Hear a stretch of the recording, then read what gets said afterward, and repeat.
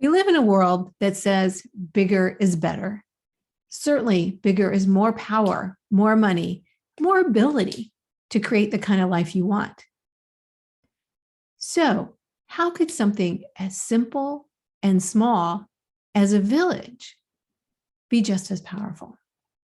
Hi, I'm Beck Mordini. This is Villaging Life.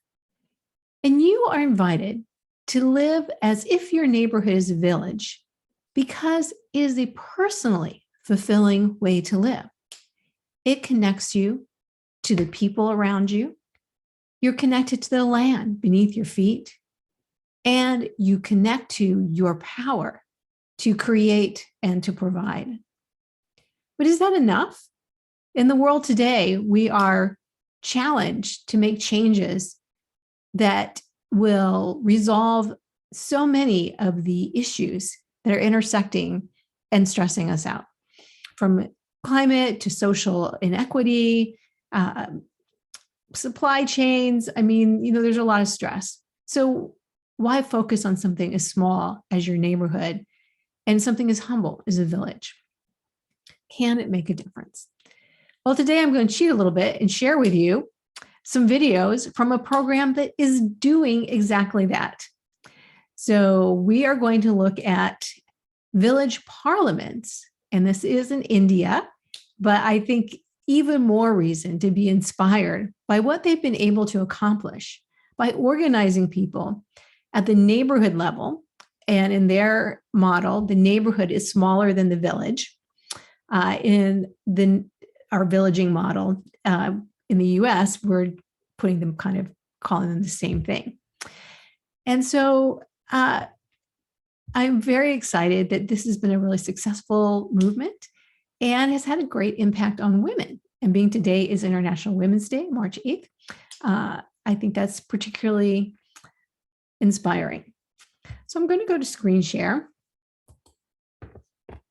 and we will look at some of these videos. Get to the beginning. Okay. Share screen.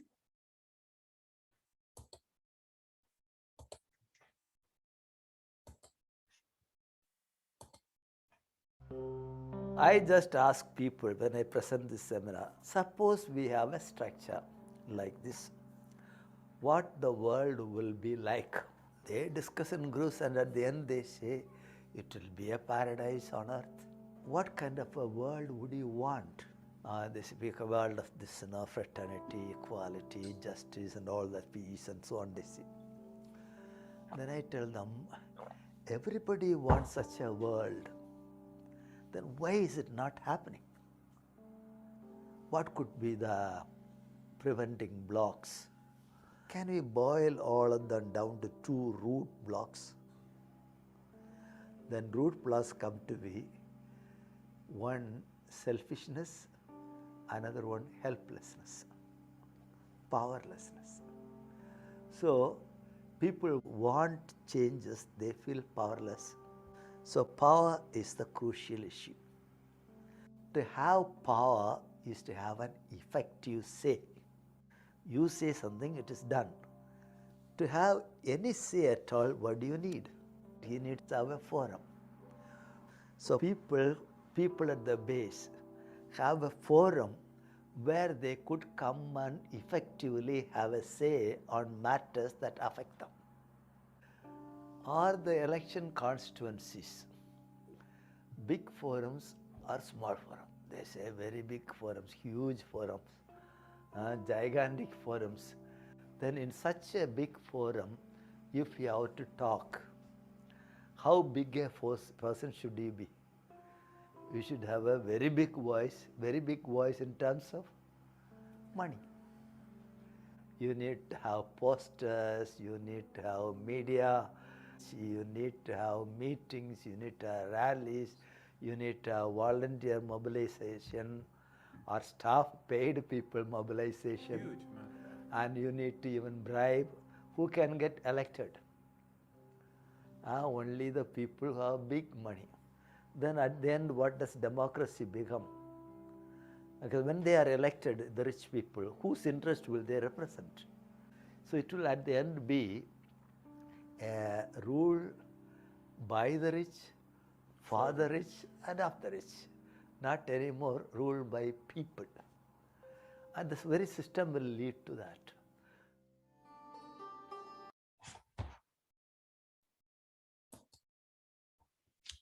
What I love about this is the idea that we all want the same thing. We all want this connected, beautiful world. And why don't we have it?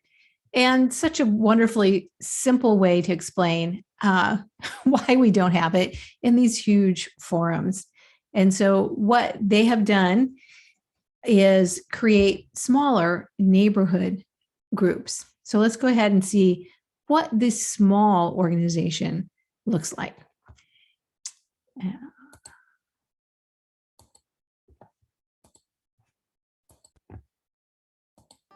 If we want to have voices for the people at the base, you need to have structures provided for that. And those structures, those forums should be small sized.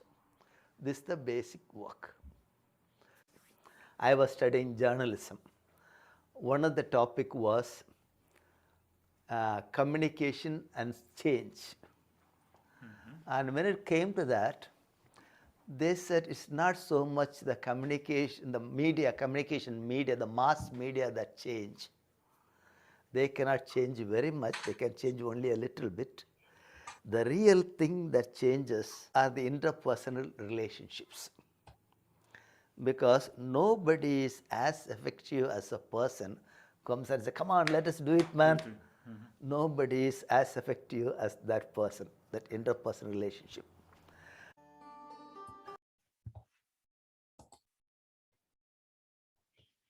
So, have you found that to be true? I certainly have. I've been in marketing and communications for nonprofit organizations and causes before I even began to work. My first, in high school, I was the editor on the Catholic Youth Organization newsletter.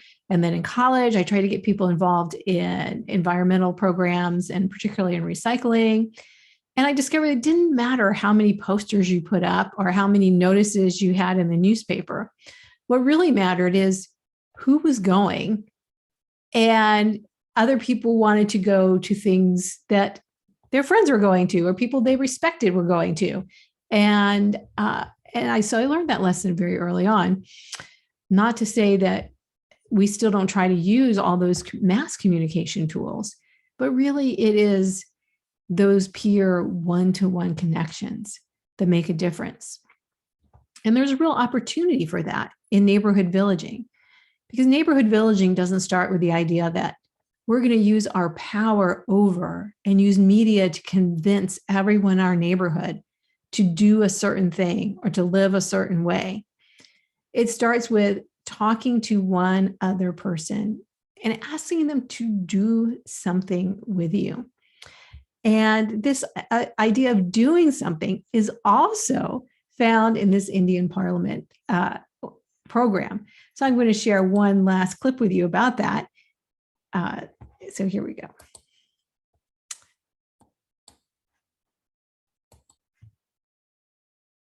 So neighbors were constantly involved.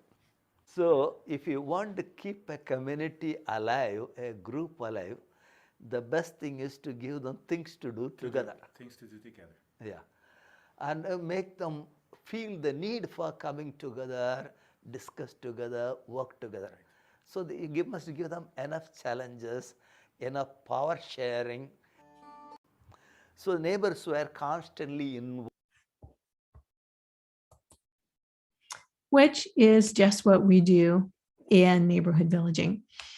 And it's also what I have found has been most effective in other activist work that I've done, is to give everybody a voice and have an opportunity to work on something together. And it's actually the working together that builds the relationship. And it's not just that we had a common cause that made us related. So this program in India was very successful. And if you have the chance to watch the rest of the video, I hope you will. It's just under half an hour long.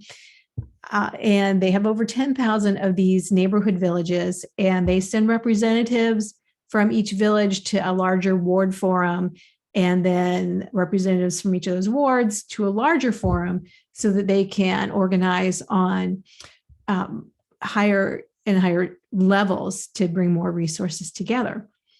So one of my favorite stories from this video has to do with International Women's Day. And the area that they're working in India is traditionally very patriarchal. And when they first started having these meetings, even though everyone was invited, only men came. And so they didn't really know what to do about that.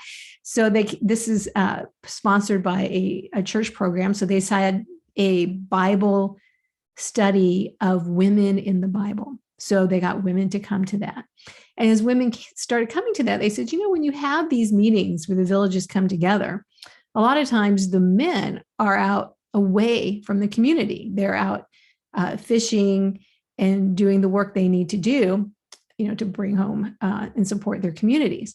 So how about when they're gone, the women go and represent the villages? And instead of getting together at the higher level and having a vote on that, they asked each of these small groups, would that be okay with you? And I think there was something different about that dynamic. And he reports that only a couple of groups had an objection and one group didn't really care either way. So that's what women started to do. And there would be times when they got together and there were more women in the gathering than men, because the men would be doing the seasonal work that they do. And he just tell a funny story about one of the decisions women made while the men were away. The men came back and they wanted to spend a lot of money on a 10-day celebration festival. And the women said, we want to do something else with that money for the community. He didn't say what it was. And the men were kind of shocked because they were used to making all those decisions. And in the end, they came to a compromise of a 3-day festival. So they would still have plenty of funds for the work that needed to be done in their neighborhood or village. And it's interesting because as you look at each step of that, to us, that may not seem like a big deal, but you have gone in a very short time from a thousands-year-old cultural norm against women speaking up, against women participating, and a norm that says women don't oppose what men want. And that was accomplished through being able to have these small group discussions and empowering people at that small local level. So that's the success story I want to share with you today on International Women's Day. And I hope you can see how it can apply in your own neighborhood and village, and even just starting as you talk to your neighbor. Thank you.